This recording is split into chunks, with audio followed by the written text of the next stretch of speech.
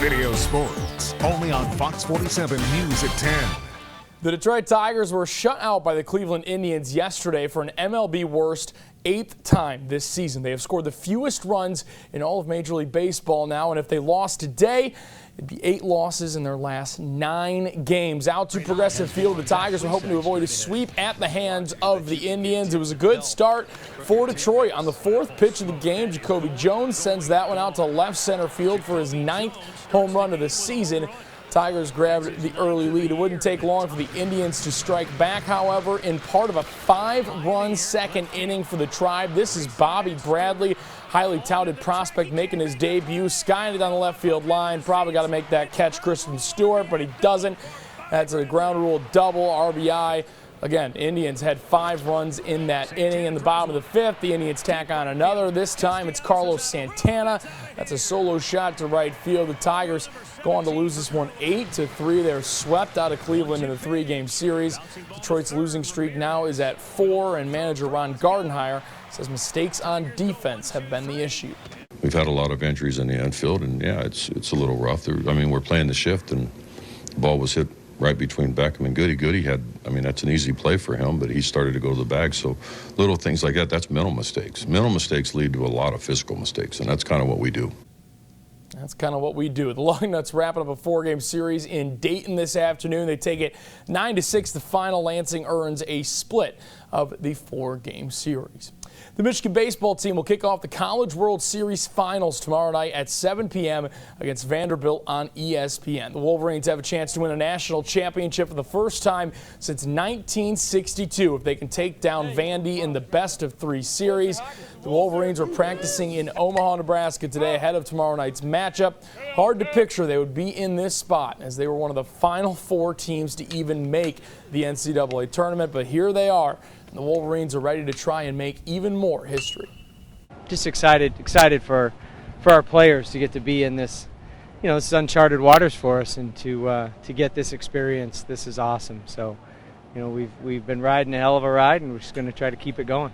Yeah, I mean, we have the opportunity to be on the top of the mountain at the end of the season coming up, and we're just going to get there by doing what we have been doing, playing loose, having fun, and taking it one game at a time. It was a great Saturday night for the Lansing Ignite. Yes, winning their 2nd straight game in a row was nice, but the real win came with an announced attendance of just under 5,000 people. Great weather and a team climbing the league standings helped provide the record-breaking night for the organization. Fans were given rally towels as entered through the gate last night, and they had a couple of chances to wave them as Nick Moon and Kevin Koyfik both scored for the Ignite. Lansing took down Orlando City B 2-0 to get another 3 points and move into 3rd place in the USL League One standings. Ignite head coach Nate Miller knows that it was a big night for his team. Great attendance and just a great environment. So it was a perfect night for football in Lansing, and the players performed really, really well. I think it was our best half of the season, the second half. So should have won 7-0, but we'll take 2 and go home happy.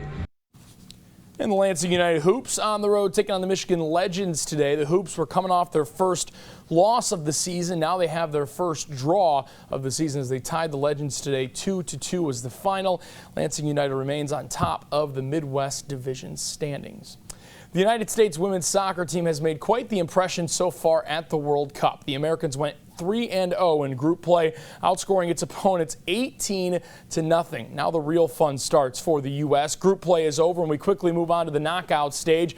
The United States taking on Spain tomorrow at noon. Success so far for the women's national team sparked 34-year-old defenseman Allie Krieger to claim this year's World Cup team as the best in the history of the United States. That's a bold remark, but one that coach Jill Ellis enjoys.